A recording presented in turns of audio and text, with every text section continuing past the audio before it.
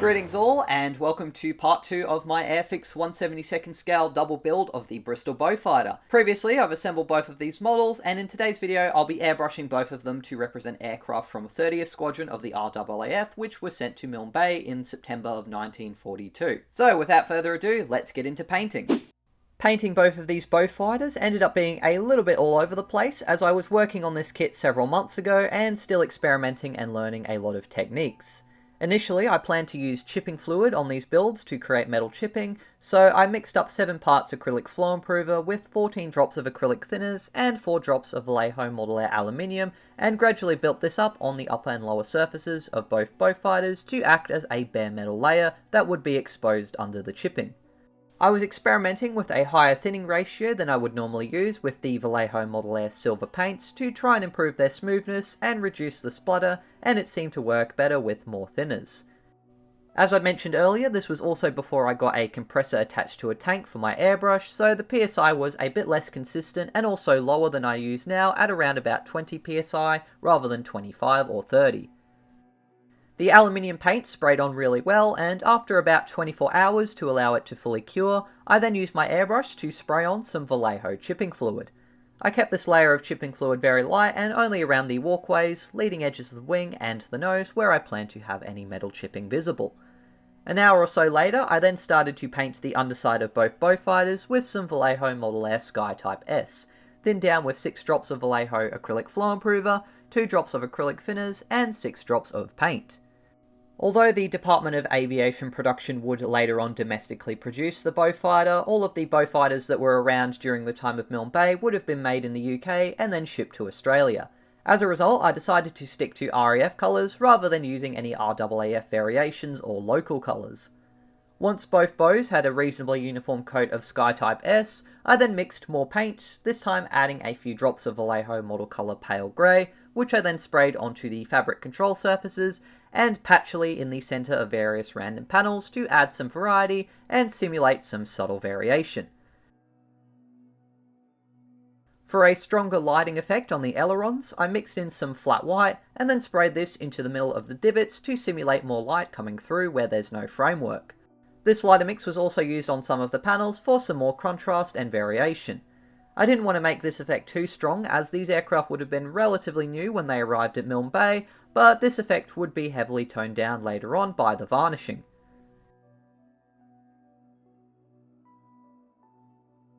After considering the fact that I didn't want to go too crazy with the metal chipping, and the fact that I had a negative experience with the Italeri P51 I was also doing at the same time, I decided to try and, instead of using the chipping fluid, seal it in with some Vallejo acrylic gloss varnish. In theory, this would seal the chipping fluid, and also prepare the lower surface for decals already, but I probably should have instead used matte varnish so that the upper surface layers would stick better to the surface. I also probably should have used a lacquer-based varnish to cover the chipping fluid rather than the weaker water-based Vallejo varnishes, but fortunately it didn't affect the build too much. I then gave the varnish 24 hours to fully cure before I then applied masking tape over the areas that I wanted to keep sky based on references. Once the lower surface was masked, I then applied the first colour on the upper surface, which would be Vallejo Model Air BS Green. Yeah, Vallejo probably could have chosen a better acronym for British in their paint range between you and me, but anyways, this paint was mixed to a ratio of 3 drops of thinner, 7 drops of acrylic flow improver, and 20 drops of Model Air BS Green. Initially, I sprayed outlines for the camouflage pattern and then gradually filled in the shapes in thin layers. Unlike the Sky Type S, this paint seemed to require quite a lot more layers before it became more solid and uniform, so my first spraying session with both aircraft was more of an initial layer.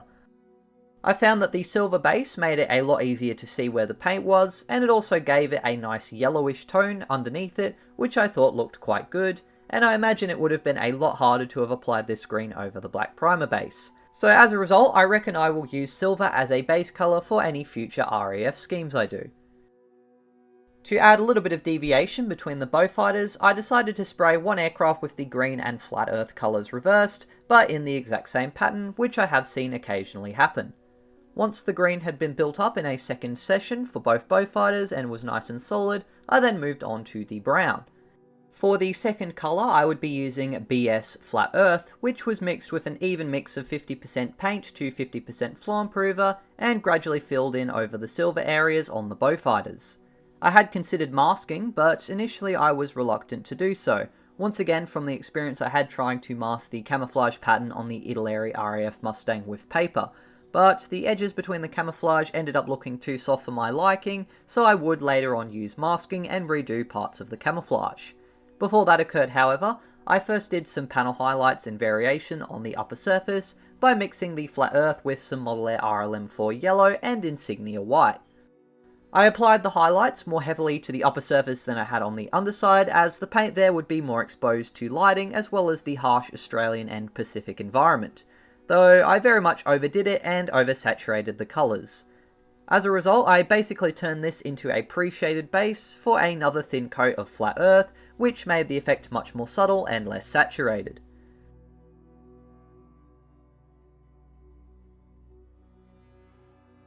After the last of the flat earth layers had 24 hours to fully cure, I masked over them using some AK Interactive plastic putty. This would allow me to create some organic shapes for the masking, and I found it pretty easy to apply. Though it's definitely not as accurate as a proper masking set, I was reluctant as mentioned to try out plans and paper masks as I'd done previously on the Mustang, so I thought this was a good easy alternative.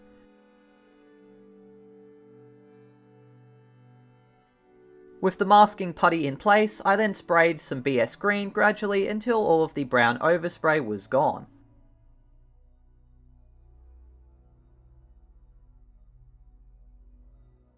Following that, I mixed a few drops of insignia white with the BS green to create a lighter, more saturated colour once again, and sprayed this in the centre of various panels inconsistently for some shading and subtle paint wear and variation.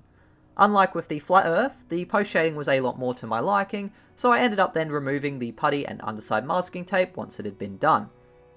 I have to say I was really happy and relieved with how the masking had turned out, considering how little I've done previously.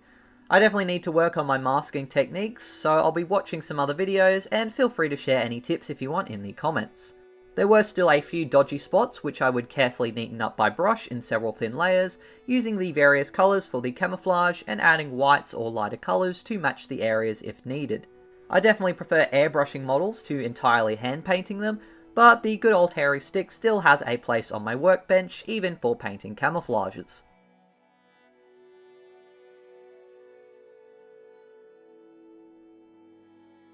With the camouflage done, I sprayed both of the Beaufighters in several passes of Vallejo gloss varnish, thinned down with 6 drops of Vallejo acrylic flow improver, 1 drop of acrylic thinners, and 4 drops of the varnish.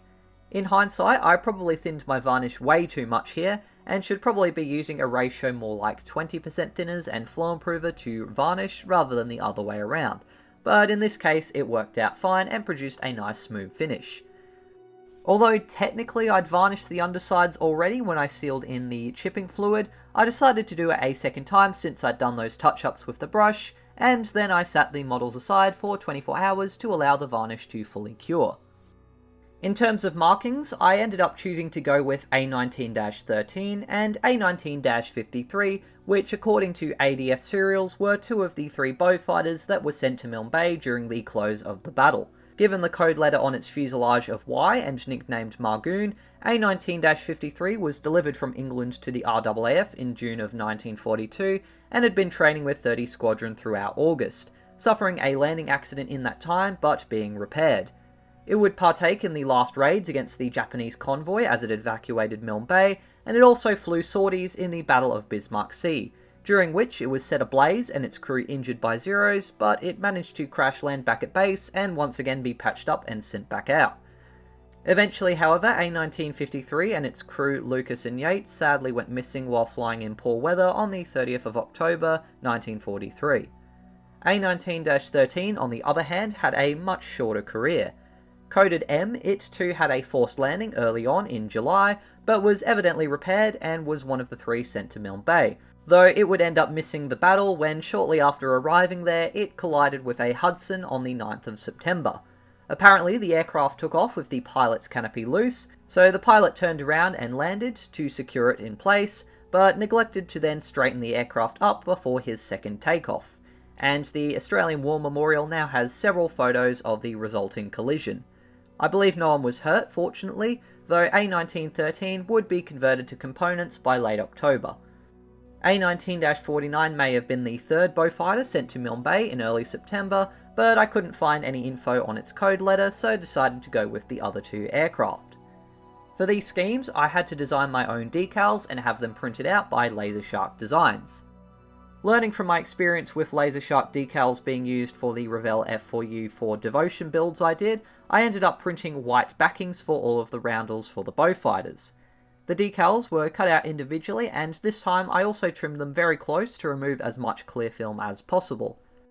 Unlike with mainstream kit decals, the film covers the entire page, so each decal had to be cut out, stuck in water and applied one at a time.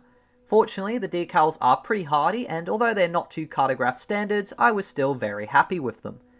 One thing I will do in the future, however, is probably apply the white backing decals first and let them sink into the model with some decal softener and adhesive, before then applying the top layer decal with the colours, as I found that they were very thick and some of the finer surface detail did not clearly show through them.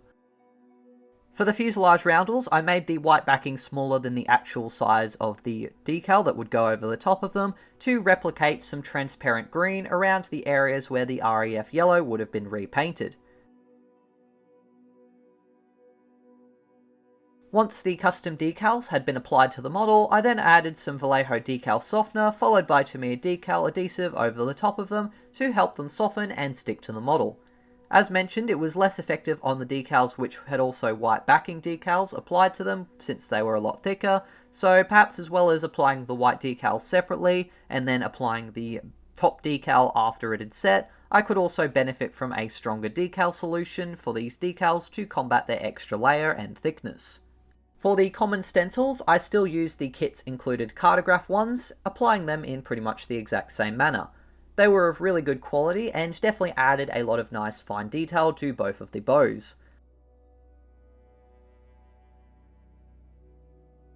I did a layer of decal softener and Tamiya decal adhesive on the common stencils as well, and also did a second layer on some of the custom decals, though the second layer on those did not seem to have a major impact. I allowed the decals about 24 hours to let them set to the model, before I would then seal the decals in and give the camouflage its final finish with some Vallejo matte varnish.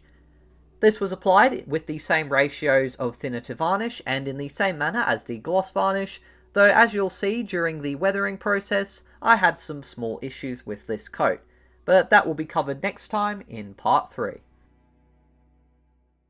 Thank you very much for watching this video. I do hope you enjoyed it and got something out of it. If you did, please be sure to leave a like and also consider subscribing to the channel so you don't miss any future builds. And if you have any advice on how I could improve my airbrushing, given that this is one of the earlier kits that I did this with, then feel free to leave it down in the comments below. A massive shout out to my wonderful patrons for helping me to fund not only buying these kits, but also the products I use to make them and the time I spend making these videos. So without you guys, it wouldn't be possible to keep doing this. Part 3 should be coming out sometime next week, and I'm also planning to start doing some weekly updates that I'll put in both my YouTube post page and also on Patreon that lets everyone see what I'm working on for the week and my sort of short-term plans. I'll also be releasing a couple of outtakes for my top tier patrons, and pretty soon, once I've done some more work to the draft, I'll be starting to share some of these scripts for Milne Bay so you guys can have a read of them. That's it for now, but until the next video, as always, take care and model on.